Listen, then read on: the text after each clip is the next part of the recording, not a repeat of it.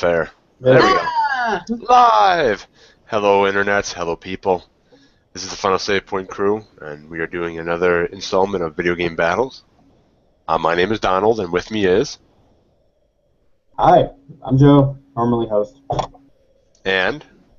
I'm Janet. And... I refuse to play by your rules. That's Grant. You will bend to my will one way or the other. Moving on. If you haven't been to Video Game Battles before, here's how it works. We have three combatants, or, arguers. Yes. And we kind of switch things around because the last time we went a little bit too long. So we're going to kind of try to keep it shorter. It's going to be much more concise. Here's how it's going to work. Each person is going to have, each debater is going to have 2 minutes to present their opening argument. And it's going to go Janet, Joe, and then Grant. That's the starting thing. Next question will be Joe going first. Next question will be Grant, and then we'll go on. Okay, Don, I think we get it. All right. I'm sorry, I'm just trying to be thorough for people that haven't done this before. All right. All right. You guys just want to jump right into it? Yeah, let's do it. Okay. The first question, and Janet will be the first to present her case. The first question we have here is, what makes a bigger impact in today's video game landscape? Is it indie games or the AAA titles? And Janet, you have the floor. All right. 2 minutes. As a person who plays a lot of really weird indie games, I would say that, at least to me, the indie games are a bit more interesting. This does not mean that the AAA games are bad, but I think that the indie games are at least going in a more experimental direction. And I'm not just talking about walking simulators and deep stories. I mean, I played for like 3 hours yesterday a game called Roundabout, and you have to drive a constantly spinning limo from point A to point B without exploding. Does that have FMV video in it? That's not how this works. Uh, You're still presenting your case more. But I think that indies are definitely making a bigger impact because I think there's just a lot more interesting stuff there.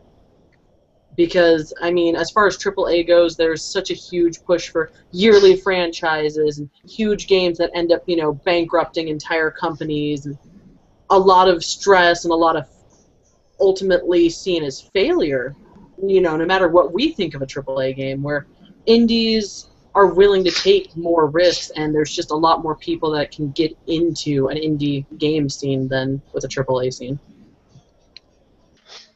Right. You still have 30 more seconds if you want to. Please buy Roundabout. Roundabout's really fun. You can end your time early if you want to pass it off. That's completely within. That's your purview. No, I'm good. Okay, Joe, go ahead. All right. I am actually going to say, as much as what Janet said with the indie games, whatever, I still think that AAA games are a major contributor. Mostly because, I mean, if you look in the news and what everyone does actually get excited about, they're going to be talking about AAA games. They're the ones that are pushing the consoles. They're the ones that people are going out there and making sure that they buy. As for mechanics and everything, indie games do have a lot that they can go with, but in the end, it won't matter until AAA games do it, and that is because they're the ones that everyone buys. Indies in the video game community, we talk about them and we love them, but in the overall market of the video game industry, no one cares. They want to play the AAA games. They want to play the big budget, big publisher games, and also even when they screw up, we learn from them, and everyone will rag on them when they screw up, but when it comes to indie games, they won't rag on them because they'll just forget about them and not care. The Dragon Ages, the Assassin's Creeds, the Call of Duties, when something goes wrong or something goes right, they're the things we're talking about, and everything else is it's cool when it's there, but if it doesn't go well and whatnot, we don't talk about it. It just kind of gets passed off to the side, and we'll be talking about Assassin's Creed Unity and whatnot forever. So. Right. You do have 25 more seconds if you want. Go ahead. Keep going. Okay, Grant, you have the floor. I agree with Joe on this. I think I personally play a lot more indie games, I think, than I do AAA titles, but I think on the overall grand scheme of things, the AAA games are what bring in the money. It's what makes people buy consoles or upgrade their computers to get better and better stuff. I mean, a lot of indie games you could just play on like a Mac or something, but not really, but you know what I mean. Uh, You can't um, play anything on a Mac other than Frustration, but go ahead. I've never played Now, you can play Frustration. The What's that? Sims sometimes. Again, frustration. Uh, um, but yeah, So, Joe said pretty much what I had to say. all right. So I guess me and Grant are teaming up on this one. I Okay. guess. All right. Jana, do you have anything to add on your previous statement? Like, I don't disagree that AAA is where all the money is, because that's where all the money is. I mean, Grand Theft Auto 5, 5, the recent one. Yes. This is how out of touch I am with at least Grand Theft Autos. I mean, those are big budget, huge advertise games. Of course, they're going to be the ones everyone wants, but that's like saying, like we all saw Avengers: Age of Ultron. I haven't seen that yet. Oh, well, it was A lot of people have seen it. We Your all point's different. agree that it was a big movie, but is that necessarily making a bigger overall impact outside of money than, like, Ex Machina, which I thought was a great movie? Never heard of it. It was a Well, movie. It was a movie about AI Yeah, and but robots and falling in love. but Ex Machina is still a really big budget movie. That's unfair to say. Well, that's not fair to say about AAA versus indie as well. It's like, are we going to take, Grand Theft Auto or whatever Bethesda puts out and put it up against, whatever, like, Q Games or Supergiant puts out? I mean, those are two entirely different budgets. If we're talking solely based on money and sales, AAA wins out every time. If we're talking about what's more interesting, that varies from person to person. Like, I'm not huge on Call of Duty. I can agree that that's a, billion-dollar franchise. But that's nowhere near as appealing to me than, like something like Nom Nom Galaxy or Transistor. Is that it? So if we're going for impact monetarily or impact, in terms of culture and mechanics. All right. Grant, do you want me to argue, I guess, against her, or do you want to try? Go ahead. Okay. So, yes, as you said, indie just can't compete monetarily, but also even impact. As you said, with game mechanics and everything, yes, indie can try new things, but in the end, those mechanics won't mean much until it comes into the bigger budget. This is almost kind of like arguing with more we used to use the movie thing. I love indie movies. The last one I think I watched was Liberal Arts. It was a fantastic movie, but in the end, very rarely will you ever have the same love that you do for the indie movie as you do something like the Avengers or Ex Machina, which is still a big budget movie, because of what they can pull off.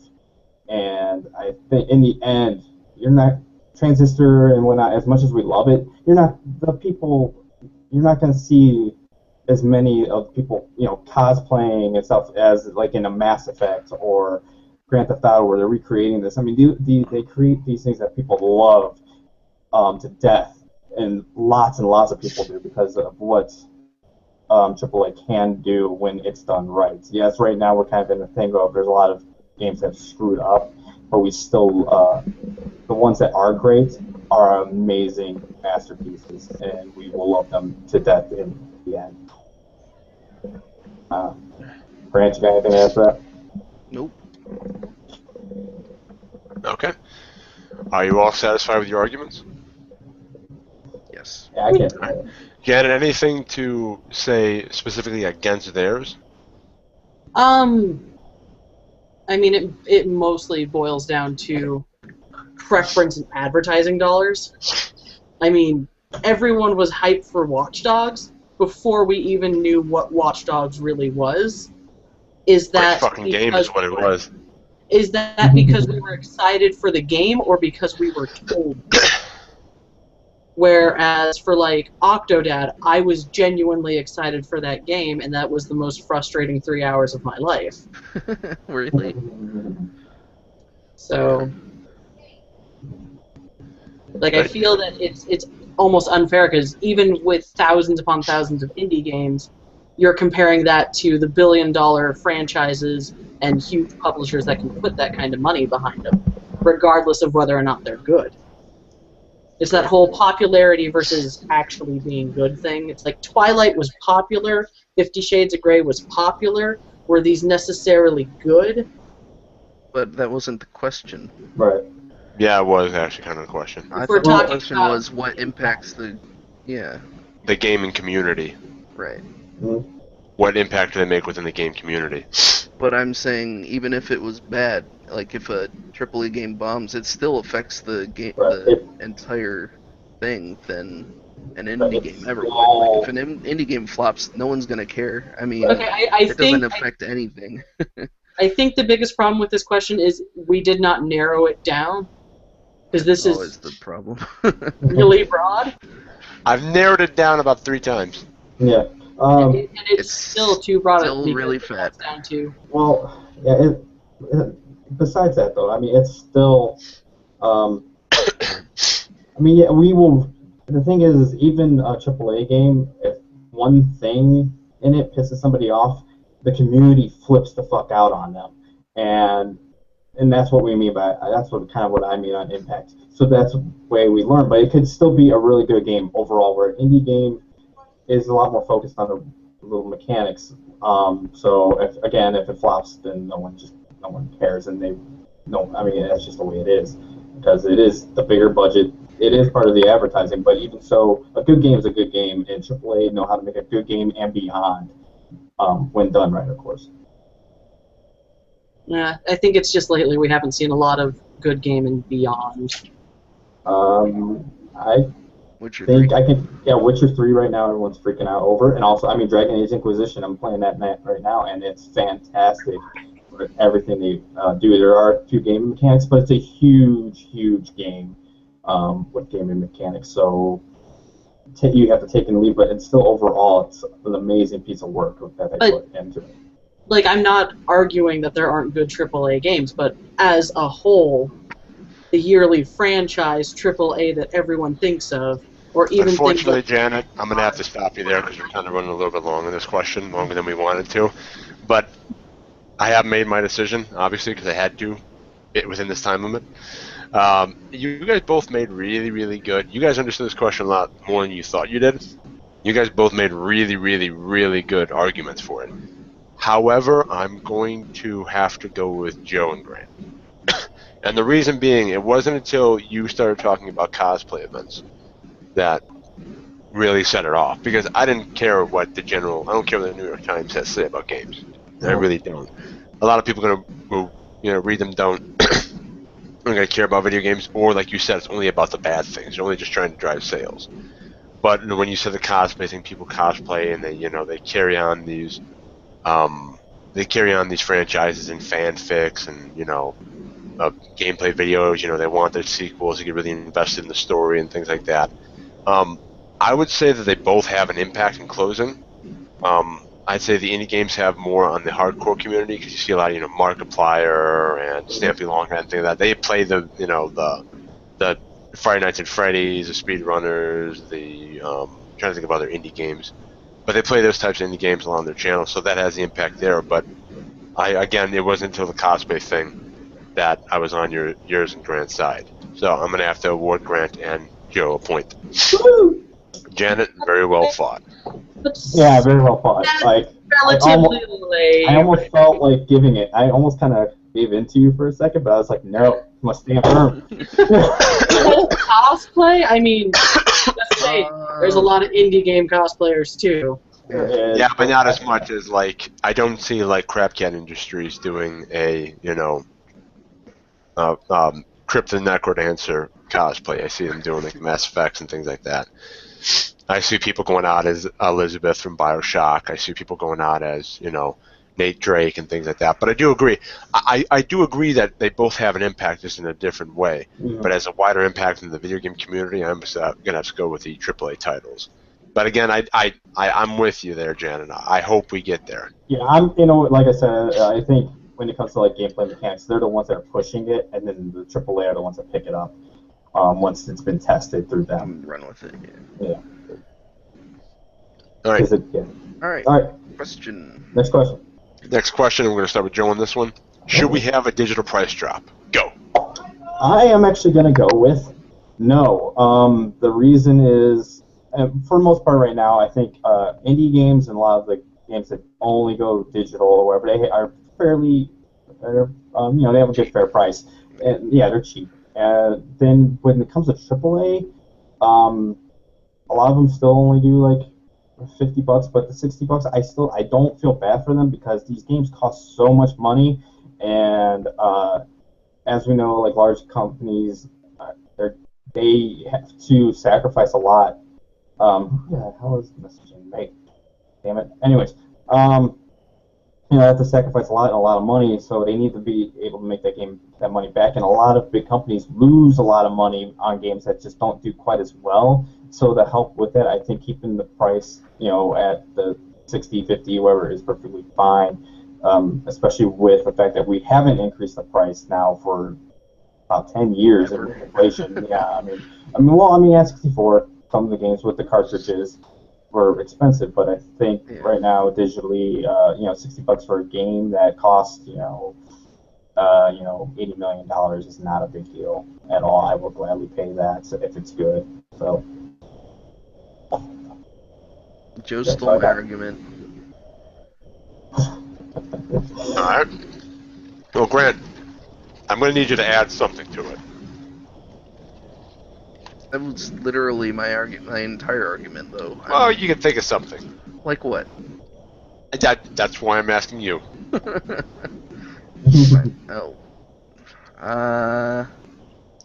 Well, I'm going to say no, we don't need a price drop because of the same reason. You don't have to disagree, you just need to, No, I'm agreeing. If you can, if you can make a little bit separate of a point from mine. Well, like you said, a lot of work, a lot of time, sweat, blood, tears, swearing goes into making these games. And if you're a computer player on Steam, just wait like half a year, and any game that's AAA is probably going to be like half off sometime that year. So price drops are kind of unnecessary. And that's the biggest digital market that I know of right now. I could be wrong. Let me posit a question to both you two real quick. Okay. With all the issues with games, like AAA titles not working properly and having a bunch of glitches, are we really getting the $50, $60 worth? Okay, the only one that I've really heard any problems with on a major scale was Unity, and that was because of bigwigs forcing the producer, or the guys who make this stuff. Developers. Yeah, them, to put it out way too early. Like, it hadn't even gone through any kind of beta testing or anything, and they just wanted to make a quick buck. Okay. You satisfied with that? Yeah, I guess. Okay. Janet, go ahead. All right, so as far as indie titles go, it's not like most of them are getting a physical release anyway. But for big AAA titles, I am totally for a price drop, at least on launch. And I'm not talking like 50%. I'm not saying, oh, if you buy, Fallout 4 on disc it's 60, but on Steam it's 30 to start off with. I'm talking like even just $10. Because yeah, there's a lot of money that goes into the game, but for retail releases, we're talking money that goes into printing, money that goes into advertising, money that goes into renting space in stores to even get your game on the shelf, which is why we only really see big-name games on the shelves to begin with. And, there's all that going into what makes a physical retail disc more expensive, where, a digital release even if they take the $10, there's a good chance they're going to see a bigger cut of the overall price. I mean, even if Steam takes 25% of what your $50 game is, you're still getting $37.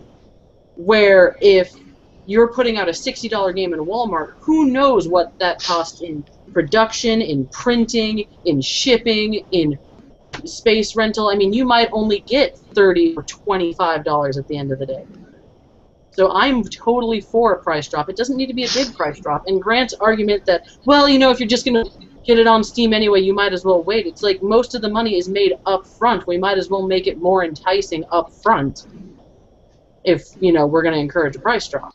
If you're going to wait for a sale, with physical, you're just saying, well, I gave this great argument about how people need money and these games cost a lot, but we all know we're going to cheap out in the end and just buy it on sale. And why bother then? If you're not going to buy it at $60 at launch, your argument's no better than having a digital price drop to begin with.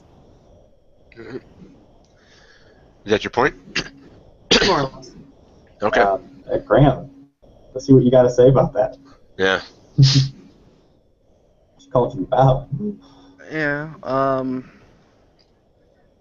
well, She called you a malaka. there's also the point where you will never, unless something really drastic happens, you will always have that copy of your game if it is digital. You can download it as many times as you want, at least on Steam. I don't know about other things, but if you scratch or break or misplace a physical copy, that's it. You have to buy a whole new one. So, I mean, the price drop, really doesn't matter in the long run if that happens. Then let's okay. I have two completely entirely different scenarios for you people. Hold on for a second. It would be Joe's turn if Graham was done. My bad. Yeah. Unless Joe agrees. I'm sorry. I got to keep the. I do. Yeah, Grant does make a good point there. My main thing would just be, though, we have in our video game culture where and I will give it to Janet. Janet is right. They will make most of their money up front. So the thing is this is working off of Grants as well. So for the people, though, who are going to buy the games initially anyways, no matter what, I am fine with the developers knocking it up. If those people want to buy it at that high of a price, go for it. And they need to, if the good game is worth it, buy it. Buy it at 60, buy it at 70, buy it at 100.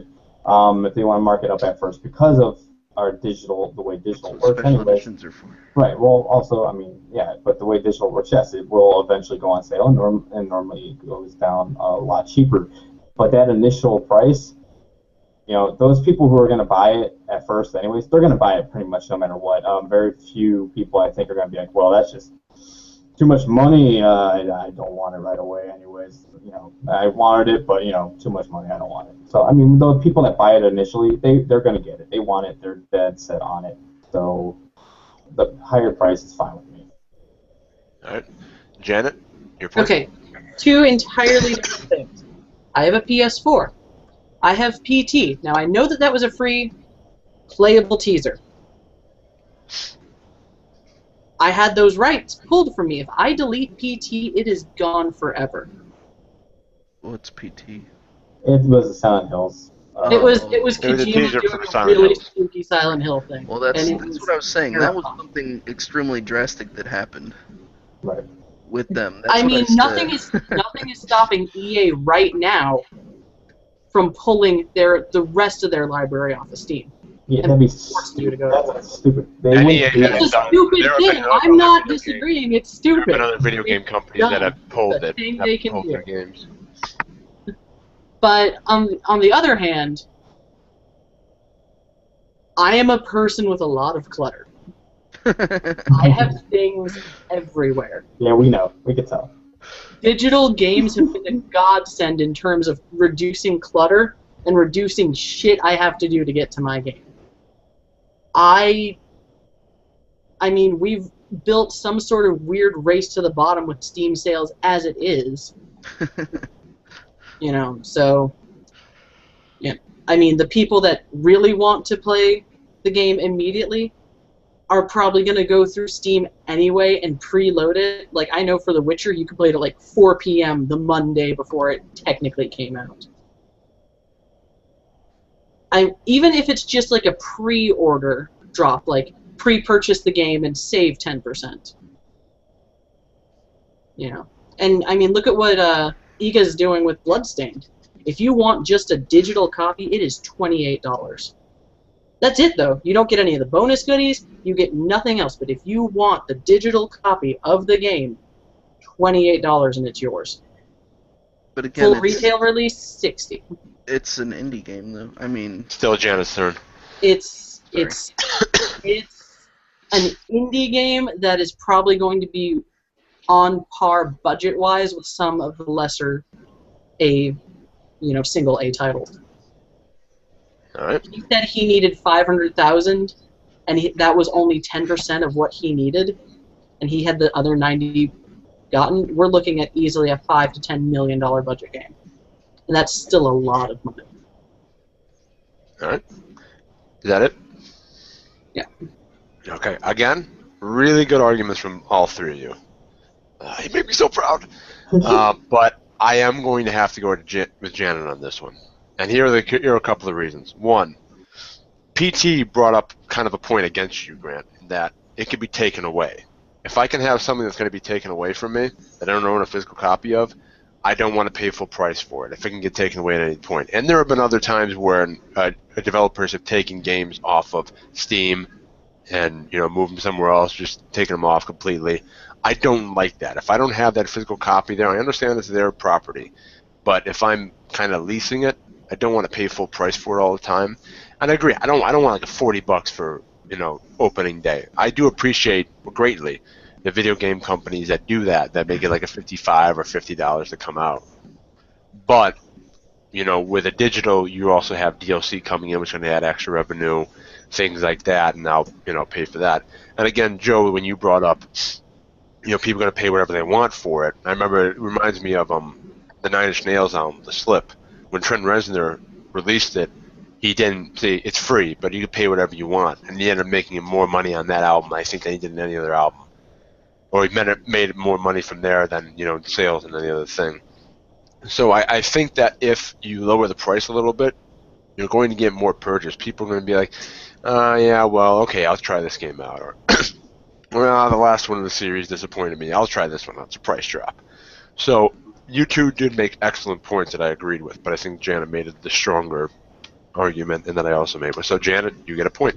I'll give this to Janet, but I do want to say, on good old games, I got Fallout and Fallout 2 and the other Fallout Tactics for free, but they're not allowed to sell that or give it away anymore, but no matter what, I can always download that from their site. Right. Same with EA games. If you bought one of their games, you will forever be able, well, not forever, but as long as Steam is active, Steam or yeah, you will be able to re-download that. Right. Yeah. No matter what from... Yeah, but if the developer says, no, we're completely pulling everything, then you can't download everything else. I don't think you're allowed to do that because you gave them money already. But yeah, but they can do it for like free digital downloads and things Yeah, like that. and They can also pull it off of theirs. But- They can also pull it off Steam and put it onto but this another is about service. price drops, and if you're getting it for free, you didn't pay. Yeah, but you didn't hear my last point. They could pull it off. They could pull games you paid for off of Thing and put it on a different platform. Like EA could pull something off Steam and put it on Origin. And you have to rebuy they it. did do that. Right. But They have done that, but you still have the right to that if game you had on Steam, Steam. if you bought The Sims 3, you can't buy the base game anymore on Steam. But if you did buy it in the past, you're still able to download it since Right. you paid for it. I understand that, but I'm the fact that they can take it away annoys me and angers me. Because I hate how a lot of media nowadays is doing this. I think the movies try to do, like a couple of studios try to do this thing where you kind of rent their movie or stream their movie. You didn't actually own a copy of it, and I hate how they're doing that. I like things to be the way they are. You have a product, I have money. Here's my money. I'll take your product. It's out of your hands at that point. I'm paying for the blood, sweat, and tears you put into it, I'm getting the entertainment from it. I don't like the fact that you can take it away, that you can pull it off some other thing, and I have to, put it off of Steam, put it on Origin, and vice versa. I don't like that. And again, because I'm not, again, maybe a $5 price drop here or there, or $10 or whatever. I'm going to buy the DLC if I like the game as well, and that's going to be more money in their pockets as well. I'm not asking for a price drop on DLC, but on the base game, I think maybe 10.5 here or there. I'll still pay $60 for a game. I have no problem. I've done it before. Yeah, me too. But the sale thing too, you have to wait for it to go on sale. Maybe it might go on sale. Black Flag didn't go on sale for, I think, half a year after it came out. I did say half a year though.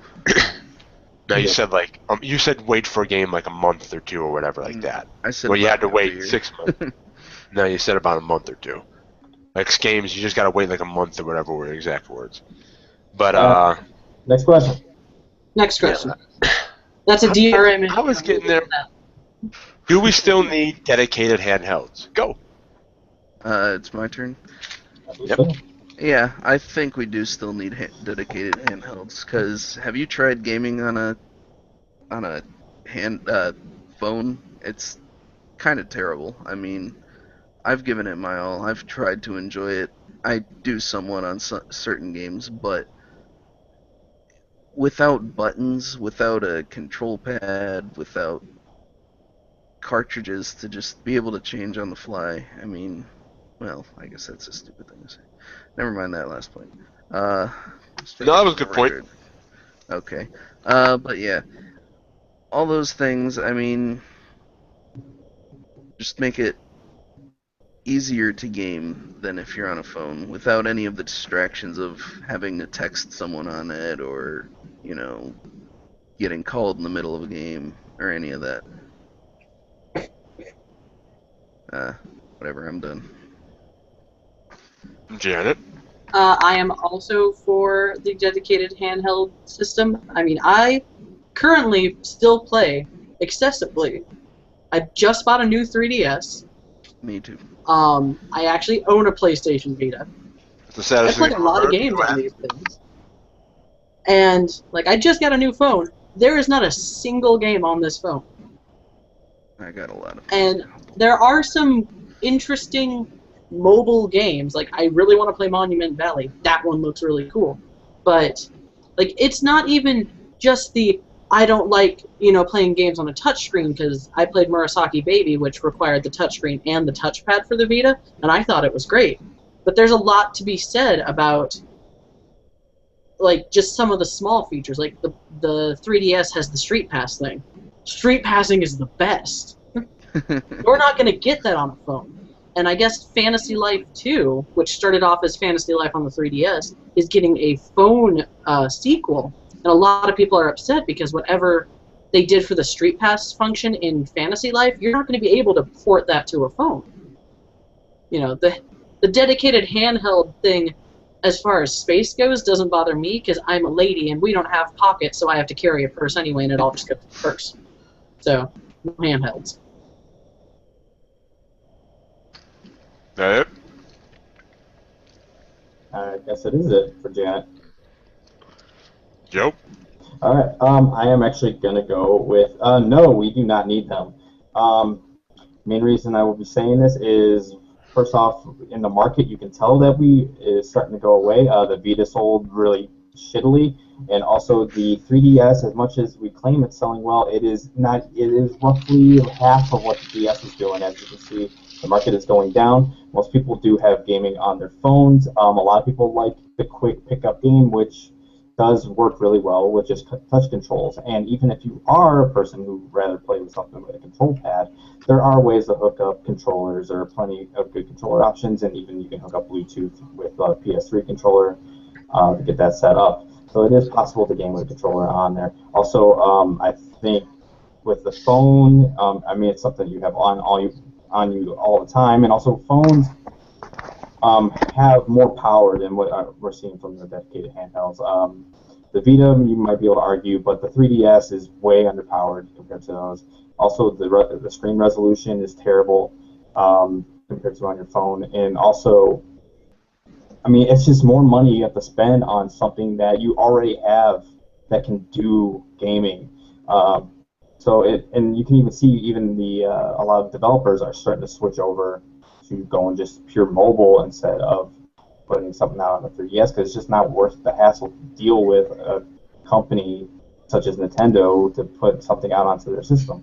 And it costs more money with cartridges and everything as well, instead of just putting it up on the App Store. Yeah, that's my opening statement for it. All right. Is that your point? Right. Yeah, that was the end, I believe. All right. Yep. Grant and Janet, any rebuttals? Yes. Um, Battery okay. life. One, All right, I'll let her go the first. smartphone thing is only really big in like the American market, parts of Europe, and Japan. Huge swaths of the world still don't have smartphones. So, I mean, those are also the countries that really play video games, but a lot of, like, South America hasn't jumped in on the smartphone thing.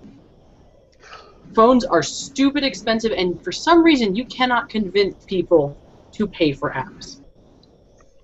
Like, I paid $40 for Monster Hunter the day it came out, and I don't regret that.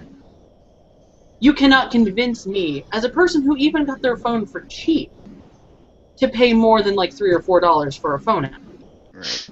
And I don't want to have to go through the extra hassle to play a game on something this big if I'm going to be in my house. I'll play a game on my computer. I'll play a game on my TV. If I am in public, like the other day I had to go get my car battery changed. I was at the dealership for 2 hours for some god-awful reason. Sure, this is great for small bursts of, you know, I'm going to play 5 minutes here, 5 minutes there. But to have to try and go through the extra setup is not what I want in a system. I brought my 3DS with me. I opened it up. It was on. Hunting monsters, away I went. You know, if you're going to go through the setup of attaching a controller to your phone and getting all that to work, then you might as well just play on your computer or play on your TV, because you're not going to carry a controller around with you, are you? You might as well just carry another handheld at that point. And in the grand scheme of things, they're not that expensive. You can get a 2DS for like $120. And it's cute, and it will not break. I have tried to run one over. That thing is brick. They finally put Nintendium back into a product. I mean, if all I cared about was power and powerful graphics and all that stuff, I probably wouldn't be playing half the games I do play. You know, to say that a phone is more powerful, well, yeah, but a phone is also going to eat away at battery quicker, and at some point, someone's going to bother me with a text message, and I'm going to lose a boss fight. Grant? Well, she used my counter argument at the end there. Battery life. Do you have any original thought at all? No, I'm kidding.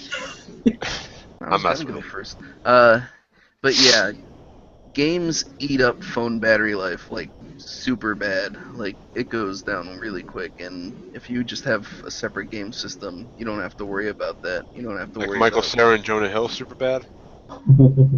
yes. Alright. Style. All right. Yeah, I'm done. Joe, have you had your Alright. rebuttal yet? I have not. Okay, so first one's, I think Janet was actually helping me out a lot with it. With the thing at home, you're just going to want to play on your actual game console or whatever, so that's not going to matter. You still will have to, take your game somewhere with you. So any of the games that are on control with a controller, why don't you just put them on PC anyways? And that's really the way a lot of this stuff is going to go anyways. So it's going to be the more quicker pickup games. And the also with the battery life, it depends on your phone. Some phones, it will kill it really fast. I mean, I was playing on my 3DS. It lasted maybe, I don't know, maybe like 2 hours, and it did die. You might want to get that checked out, because even on my 3DS, I can go... At least it was getting low. But I was able to play on my phone for many, many hours. Again, it depends on the battery of the phone. So, and that is another thing. It opens it up more to options, and also with the power of the phones, as you say, it doesn't matter. Well, that's kind of like, I mean, you might as well have the power there in case you want it. You don't need to use all that power, and so for those games that don't use as much power, battery life will last longer. It just depends on how you have it set up. But the phone has more options for that, and it's just an overall better thing. You can set it up and just sit in front of you because it is a bigger screen if you are somewhere else, or you can keep it in your hand. There's a lot of hookups and everything if you really care that much, but it is still, if you are a gamer and it matters to you, which is a smaller market than just the phone thing, you already have this device that can do everything your handheld can do. Just spend a little bit extra money to get a setup for it and hook up a controller. Instead of spending the extra $125, spend $60 and get a controller hookup on a better screen and better powerful system. And the text message thing, you can set up so games that it won't bother you. Also, at worst, it'll just pop up a little screen like it does on like Steam or something. You just click it off, so it won't matter. I think you're over-exaggerating how much of a bother that really is. You don't get messages constantly from like weird people. I do all the time. It just isn't that big of a deal. My phone's gone off about 3 times. Well, you have an iPhone. We're not getting into that. I would say when I'm playing an iPhone, I'm not on the iPhone. When I'm playing Warframe, an alert, and there's a timer in the lower right-hand corner, and then Joe asked me with a list of games he should play next that covers up the timer, I'd say that's pretty fucking annoying. That's pretty bad. Definitely not good. That's more of a personal thing. That's just me being annoying. Yeah. All right. Again, gonna have to give her Janet and Grant, and the reason being is that I wouldn't say that what Janet said helped you out, Joe, because one thing about handheld is that there are games specifically for handheld you can't get on phones. Like, I don't really want to play Candy Crush on a 3DS or PS Vita. Also, would you want to carry this around with you also? Yeah, and it's also the thing of what would you do with this? You have a controller and the phone screen being separate. Around. Where the hell are you going to put the screen when you put the controller? As a purse carrier, I don't carry controllers around. I'm sorry, is your name like a foldable one? I'm sorry, is your name Donald? Is your name Donald? Is these your closing statements? No, I don't think so. Did I? I already gave you the points. Let me speak. Let Donald have his moment in the sun. I'm kidding. Go ahead if you want. Well, also, I kind of picked that just because I knew those two would pick dedicated, so I'm like, I need to argue against the hell of it. Yeah. So the scores as they stand at the halfway point are Janet and Grant 2, Joe 1. All right, the next question. Doesn't Grant technically have 3 points because he's been on the winning team every time? No, I didn't. The second question. No, he was on. The second question, I forgot who I gave. I gave it to you, Janet, because Joe and Grant were on that thing. Right. So, the fourth question: should we have exclusive DLC? Now, to clarify, this is DLC you get either for a pre-order somewhere, and specifically also pre-order at different places. Like, you get a flaming sword if you do it at Walmart, but you get a lightning sword if you do it at GameStop, or you get a ice sword if you get it at Target. So this would be like between Xbox and PlayStation and PC type of exclusivity? That too, if they are separate and different. Also, they're only available from pre-orders and never ever being able to be purchased after the pre-order. So, like, if you discover the game and didn't have money at the time for the pre-order or whatever, or you discover it later and you like it, you'll never get that DLC ever again. Should we have that? Janet? I am going to say no, because unless it's, like, very rarely has it been, like, a bonus map pack or bonus missions. Most of the time it's some shitty cosmetic item that requires me to go to a store I don't want to buy at to get said item. I think ultimately they're useless money cash grabs, but that's really the point. I'm going to say no. In cases of pre-order bonus DLC, we really shouldn't have those. They're really shitty. Who's going next? Is that Joe or is it me? If she's done, yeah, that would be Joe. All right. I'm gonna say yes to a point. Basically, when it comes to like the pre-order from like stores and stuff, yeah, that's kind of BS. I think that is definitely wrong, and that they should be available to everyone else. I mean, if you want to make it so it's exclusive, like for a short period, I can kind of understand that, as long as I'm able to get it at some point. When it comes to the consoles, though, I kind of feel a little bit different, because in this day and age, we don't have enough differences, honestly, between the systems. So to help, I think, for Cell, and I mean, it might feel fanboyism, but just to kind of separate the difference between the two main systems and PC or whatnot, I would like to have. I don't mind them kind of taking the next step and bringing something extra into the game. Like I think Assassin's Creed, I want to say it was either 3 or 4 had the exclusive like extra missions for the PS4 version. So Yeah, the like PS4 version had like a bunch of stuff to do with Avalon. right. Whatever So her name like is. yeah. So like that kind of stuff, it gives me an incentive to play it more on that system than the other one, and I am perfectly fine with that. That is just the way business works, and I think it's a good thing for the industry to kind of help separate things. All right, Grant. I think I really don't have a problem with it as long as it's something useless, as Janet said, like cosmetic. I mean, if it's something that would. And then there's the ones that are like, make the game easier. I think those are stupid. Like, I don't know. You see, you say this, but I've never actually played a game that had exclusive content that was removed completely after a while. Well, Like, I have, but the question isn't whether or not you've played them; it's whether or not they do exist. And my question is, as a Alright. gamer, do you think that should be allowed? Yeah, I mean, why not? I don't really have a good argument for this. Yeah, So, not a strong showing from that. Janet. okay, I'm just gonna say Come on. yes, they should. All right, I'm jumping on Joe's here. All right, Janet. Oh, Like the only times I've ever think that they have been viable have been things of use. You know, the extra missions, the extra map packs, the something special. But 90% of the time, it's, oh, you get this cool skin, or oh, like I think if you look at the Metal Gear Solid 5 pre-order chart, because there is a chart of what version where gets you what, that's dumb. Like, oh, pre-order from GameStop and get a GameStop branded cardboard box in game. That's kind of dumb. Where it's like, where instead, if it was like, order from GameStop, get a special mission for free. Okay. On the whole, I think it's a really shitty cash grab in a day of DLC, as it is, at least for bigger titles. But can I interject here? It depends if Janet's is done or not. I'm good. Go ahead. See, I would be far more pissed if it was an exclusive mission than if it was an exclusive skin, because a mission adds more to the game, whereas a skin is just a skin. So I would not be okay if there was an entire new mission that I couldn't play because I got my copy on Steam instead of Best Buy. That would piss me off.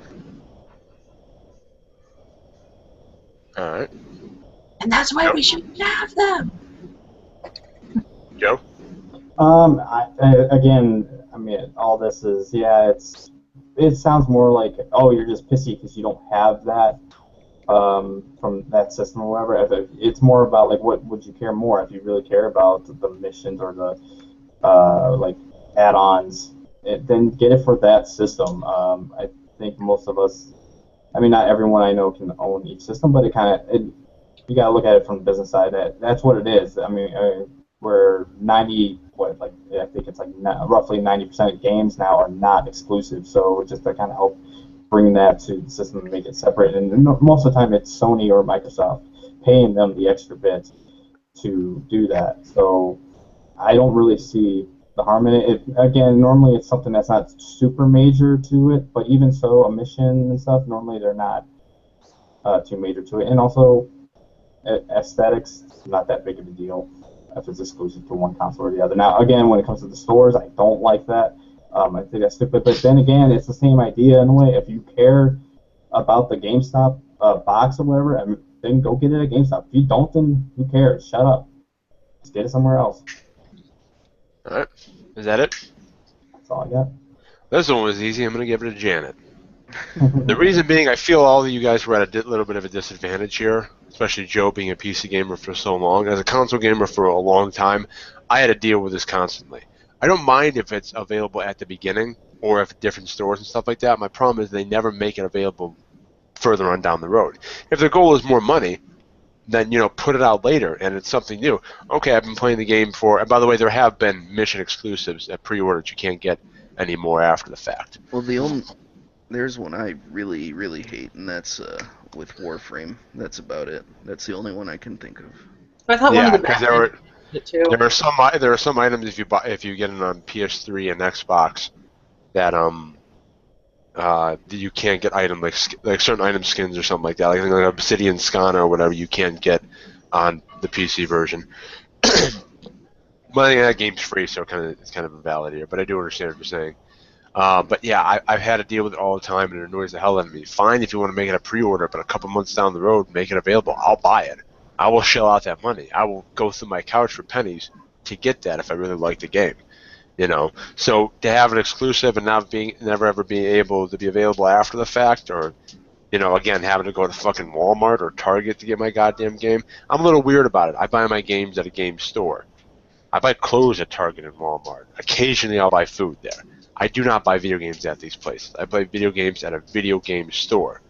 Plus, I'd like to go up there and ask the person, by the way, I have my pre-order for Assassin's Creed 3, and then have them go like, huh? What? Is that a movie? Is that a movie? Is that the television show? So yeah, I'm gonna have to go with Janet on this one. I hated being a console gamer. I fucking despised it. It was annoying as shit, and it still drives me to rage to this point.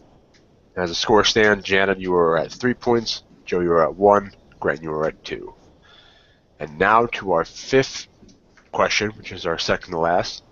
Studio and game to make a Nintendo franchise game. As much as I'm not happy with Nintendo, you guys have your work cut out for you.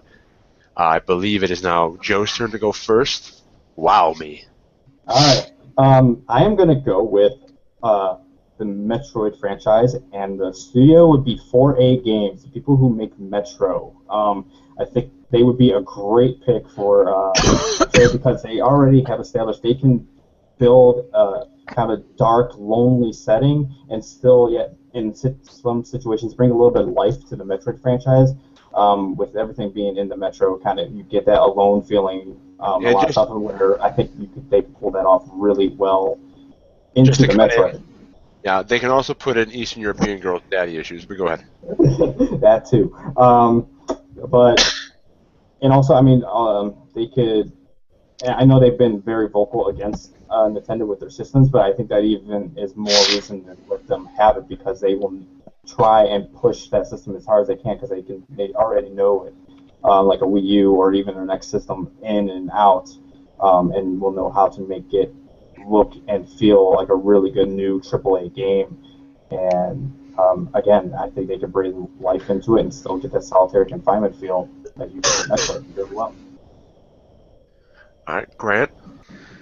I would like to see Legend of Zelda done by Rocksteady. I think that the combat system would be a really good addition to the puzzle climate of Legend of Zelda series. Plus, they just make. I mean, the three Batmans two Batmans they've done, the one they're doing, just are really good. Seems like it'll be just as good as the other two. And I just think I would love to see that. All right, Janet. Yeah. See, I was going to go Metroid with Naughty Dog. You can still do that. Seeing how that studio. Mm-hmm. And Nintendo only makes like 3 games, so. I am now going to argue for a Kirby game done by Media Molecule. That'd be great, yeah. Like, I might be the only person in this chat that has played Tearaway on the Vita and got to play Tearaway on the PS4. And let me tell you about bright, happy colors with gorgeous texturing, for an action platformer. If Media Molecule could take like a Kirby game or even a Yoshi game and put these glorious high-res, 1080p, They could even do like the stitch texturing that you see in like Little Big Planet, You guys are not making my job easy here. and say, Point. hey, we made an action platformer that looks amazing, starring Kirby, and it actually runs at 1080-60. I like I all these mean, ideas. Let's pitch them to it Nintendo. it might not be the most, mature game, but man, is it gonna be bright and happy. Well, Kirby has never been a game that I thought, yeah, I feel like a grown-up playing this one. Mhm. Playing a gigantic pink marshmallow that swallows things whole and spit them You're back right. out. Kirby needs a gritty reboot. A Kirby Gritty reboot makes me cry. All right. Any further thing to add to your point, Joe? Actually, yes. I think one of the things too that 4A would bring is that little bit of a level of maturity to it as well, where I think enough where it'll still be fine in the Nintendo universe, but yet, I mean, because it's Metroid and it is the most mature out of all the series, I think, and they can definitely do that better than almost anybody. Really, to add, it's okay. I can go against Janet right now, right, Don? Yeah. Okay, so my thing though is, what would really Media Molecule really bring that's different than what they're already doing with Kirby? As you say, with the 1080 and everything, that would be if it was still being on. You really want to know? PS4. But I think honestly, like you talk about the graphics are going to be exactly the same. No offense, like Tearaway and Little Big Planet is already doing the yarn thing that Kirby's doing. They kind of already ripped it off. So I don't see how that would really change it. And also, it's still the 2D platform, and the idea that you're probably going to go with those. Those are great games for Tearaway and Little Big Planet. I think Kirby's already way too similar for it to really be. As for Grant, with Legend of Zelda, the thing is honestly, the Batman games are probably more closely related to Metroid than they are a Zelda game. But as for everything else, I don't know, like the combat and everything. Yeah, that sounds interesting, but kind of curious of where they could take that, because they're still so used to dark themes, and I don't know how well Zelda and the Zelda fans would really appreciate that, with going from basically the guys who've only made Batman. Well, then to clarify, Grant, were you talking about the overall theme of the game, or just that they can improve upon the combat only? More or less both. I mean, Okay. theme in general, but I mean, Link is pretty much Batman anyhow. Is he though? Yeah. And what's the point of Peter gadgets? Pan, but with gadgets. I wouldn't say he's Peter Pan. He was based off of Peter Pan, but More Yeah. like Robin Hood. No. He's more like an elf who just like, God, you gotta fucking wake me up again. I'm in my forest. I'm sleeping. Ganon, let it go. Ganon, you've never won. You won once, and all you did was create an alternate timeline. And I still kicked your ass. I'm kicking your ass both timelines. But yeah, I have another point, but I will let them go ahead, and I will just make my. Well, no, you do have some time. Okay. Well, my actually another point though is also with Metroid, and a lot of people's complaints were with the last one, with what was it, Team Ninja, with the voice acting and everything. I think 4A will find a good way to add good voice acting, but yet still keep it to a minimum for the Metroid series to make sense and keep. Hopefully not Russian, but I think they will be able to find the voice actors well and make it so it'll sound good. It'll still sound good, but yet not overdo the story and still make everyone happy. Okay, Grant? I don't really have anything else to add. Okay. Janet? Okay, so the other thing Media Molecule is really good at doing is utilizing whatever platform their game is on to the fullest extent. That gamepad controller for the Wii U would be used in ways that we don't even comprehend yet. Because if Media Molecule is good at anything, it's saying, hey, look at this accessory for this thing, we're going to incorporate that. Like for Tearaway on the PS4, they actually use the light bar. You need that light bar to defeat enemies. I don't know how they're going to deal with that if you don't have a camera, because I asked about that and they told me, that was something that they couldn't really discuss. But They used things like the back touchpad on on Vita's Tearaway, and they used things like the front-facing, the back-facing cameras.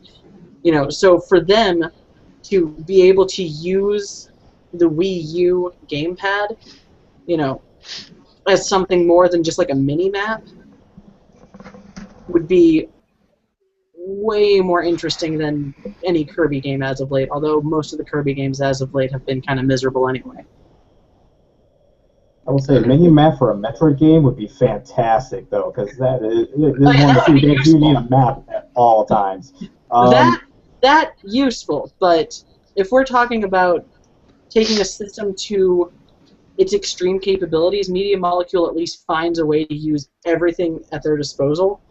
Like I know that for the PS4 Tearaway, you can use the little touchpad thing, which I've only used one other time, and that's been in Bloodborne, to rate messages.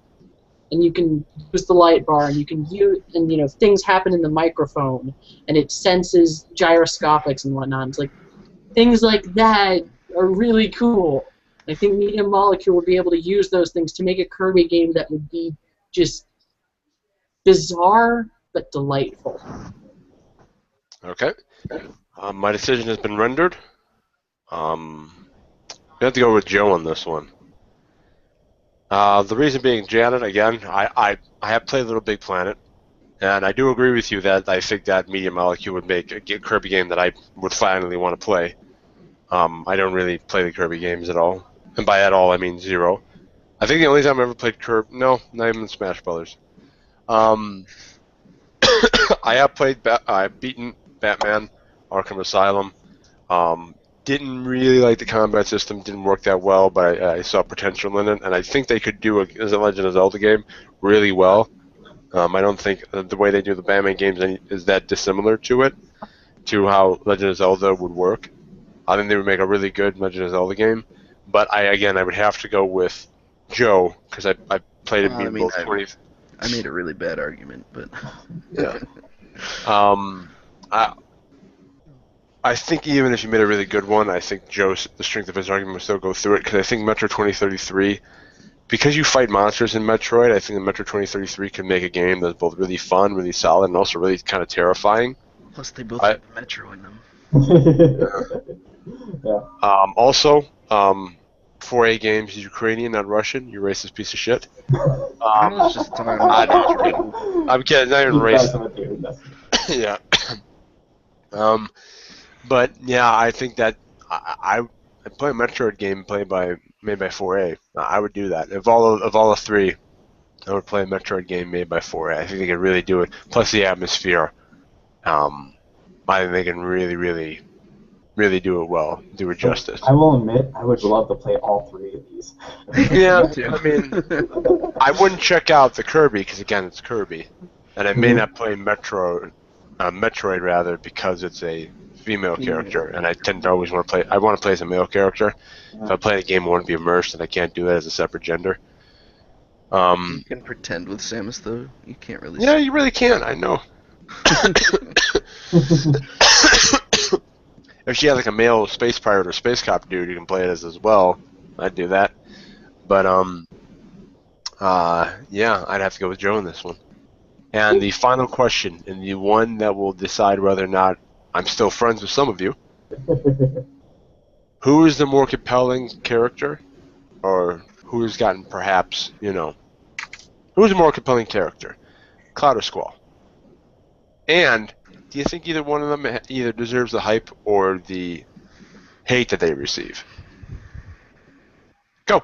It would be, I believe, Grant starting. Yeah. Alright. Well, since the original question was just Cloud or Squall, I really didn't have much to go off of.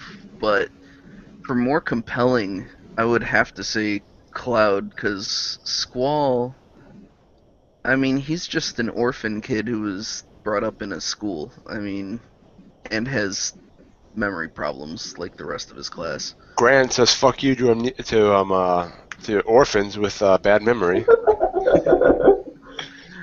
I'm just saying, there's a lot more to Cloud than there is to Squall. I mean, apart from the backstory of Squall's parents, which is never actually completely divulged in the game.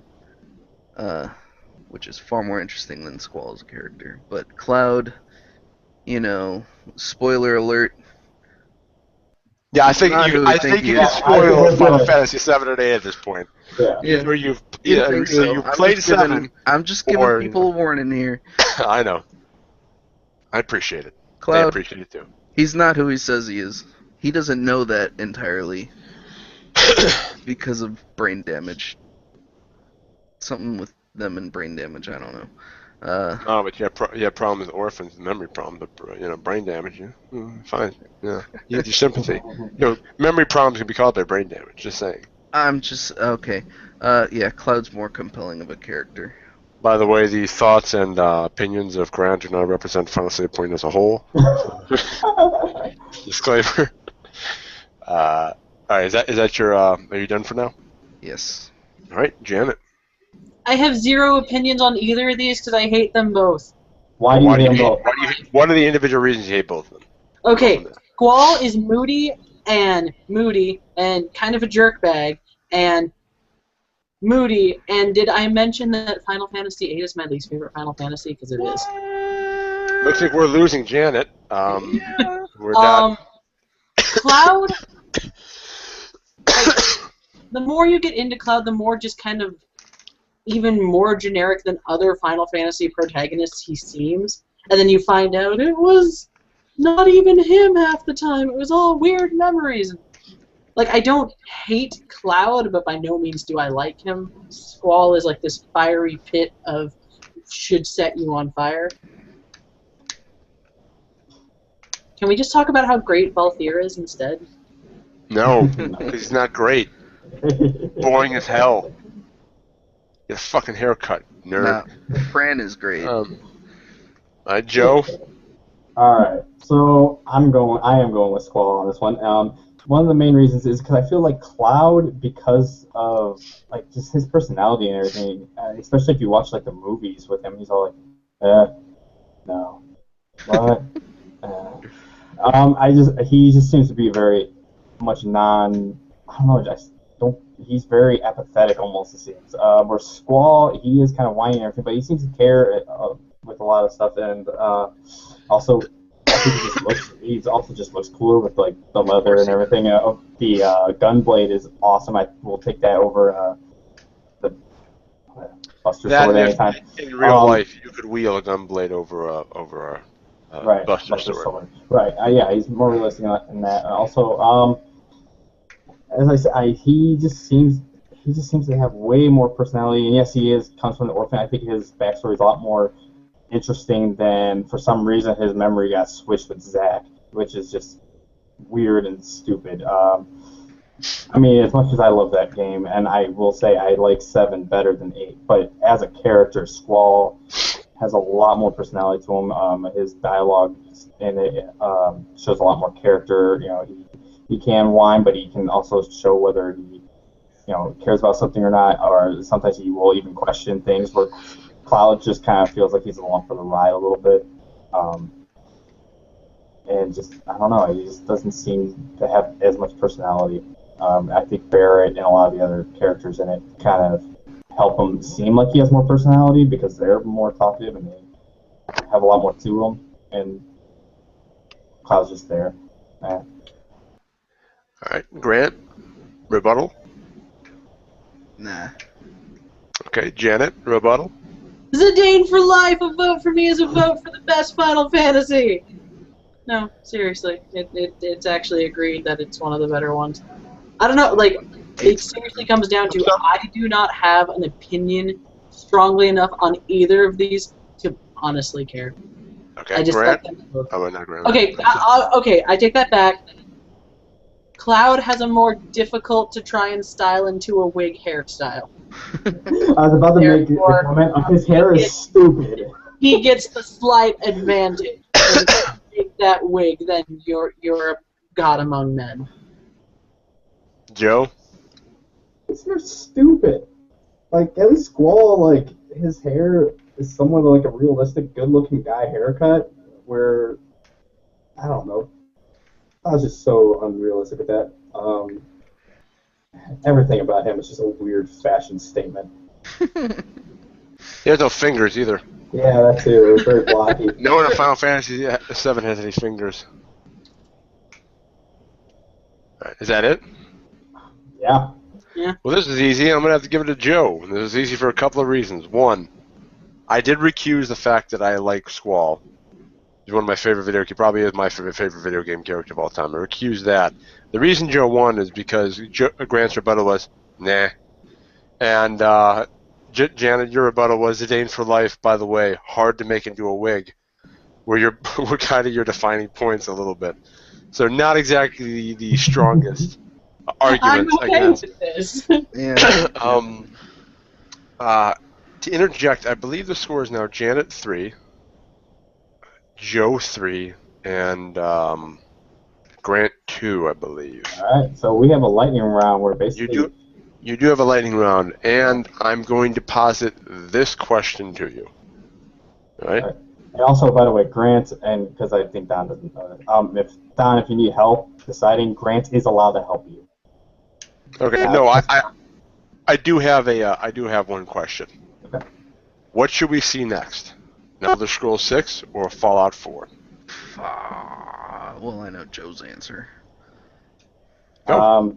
Janet would be first because it was You go ahead, I think it was, I am going to go with an Elder Scrolls 6 because I got way more enjoyment out of Skyrim than I did Fallout. Not that I didn't like Fallout, it's just a lot of times like first-person shooter games give me headaches. I did not have the same issue in Skyrim.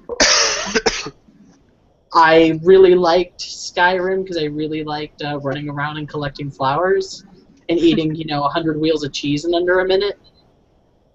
And I'm not terribly big on post-apocalyptic wastelands. I mean, I think Fallout's setting is great. I think they do well with it, but I would sooner see another Elder Scrolls that is grander than Skyrim, at least in terms of things you can do, not necessarily map size, than I would in Fallout. Like mini golf. Joe? All right.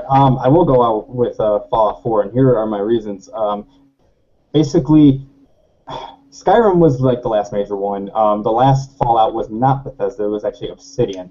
And I would like to see. I think it is time for the new Fallout, for Fallout 4 or whatever, but actually be Bethesda. I think with using their new game engine, getting off Game Brio, which is glitchy as hell, bringing the graphics and everything to a Skyrim level, and also everything that they've had in Skyrim and more, bringing it to the next Fallout will make it greatly increase. And I think even with the new engine, they will bring this better fidelity and everything. It does. I mean, like making the world more interesting. I think they can take it to a lot more places than the Elder Scrolls, where we kind of will know at least somewhat where they're going to go with it.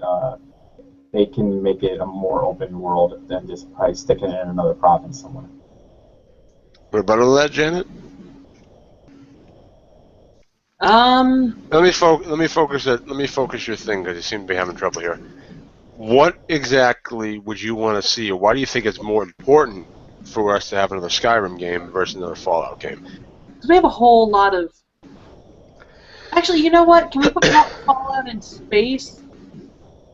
Yeah, it Is that an happened already option? though.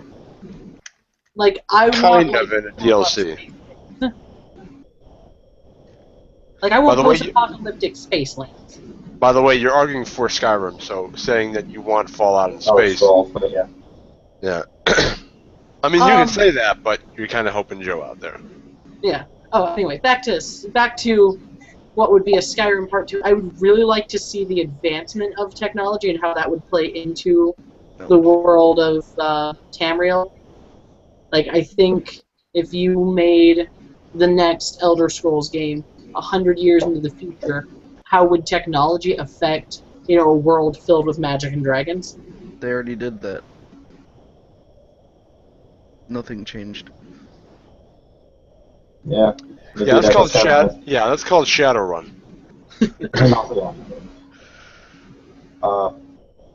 I guess for me, I mean, Fallout, I mean, there's a lot of possibilities because the technology we actually can see where it's going. It's based on the real world, so they can do all kinds of different add-ons that, or even Fallout. Like there could be areas where it's slightly getting better if it is set in the future, so it can actually make it look a little bit prettier. But really, it's mostly just because it's been a while since we had a Fallout, a long while compared to the last Elder Scrolls. I would really like if Bethesda really did do the Elder Scrolls Fallout. I think that'd be a good way to do it. Yeah. Okay. I made my decision. Joe, you are the winner. Woo! The reason being, I do agree that I like Fallout 3. I like Fallout New Vegas a little bit better than Fallout 3, but they are pretty much the same game. And as someone who mods Fallout 3 and Fallout New Vegas, the glitchy as hell engine only gets worse. Right. It's like trying to pull out a forest fire, and someone has one of those planes, but instead of dumping water, they're dumping gasoline. That's what it's like modding Fallout 3 and Fallout 4 on that engine. And I do agree. I do want to see the progression of it. I do want to see. It has been a long time. I do want to see the progression of Fallout. Because Skyrim, we had that leap. You know, we had Fallout 3, then we had Skyrim. I think we even had Fallout 3 in New Vegas, then Skyrim, I believe. And you know, wasn't really happy about it being an MMO because I don't really play MMOs all that much. You can only get into it for so long. I do want to see a new Fallout 4. I think it is time. I do want to see the upgrade in technology, and like you said, I want to see if it's getting better in some places. It's a little over 250, I think it's like 273 years after the apocalypse. No one's built a single fucking shelf that wasn't burned out and filled with radiation. Like, you've got to be, at this point, kidding me. And, you know, we have, from Fallout 3, spoiler alert, Fallout 3, we now have drinkable water. Spoiler alert, Fallout New Vegas, we now have kind of a united government in the, you know, Also American electricity. Southwest. Yeah. So, yeah, I would like to see Fallout. I think you also made a stronger argument. You had more points and were more concise. And so, yeah, you're the winner. Yes. Congratulations. You are back to being... You are now the host for the next week again. I won't be host next week.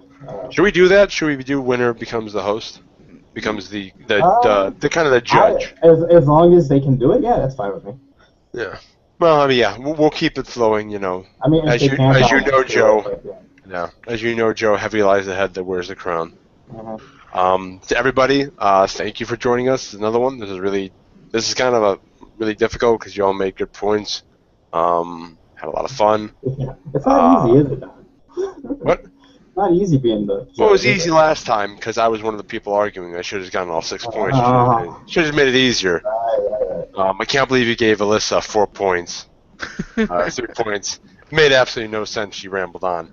But, you know, no, I'm kidding. But yeah, that was it. How often are we going to do these, Joe?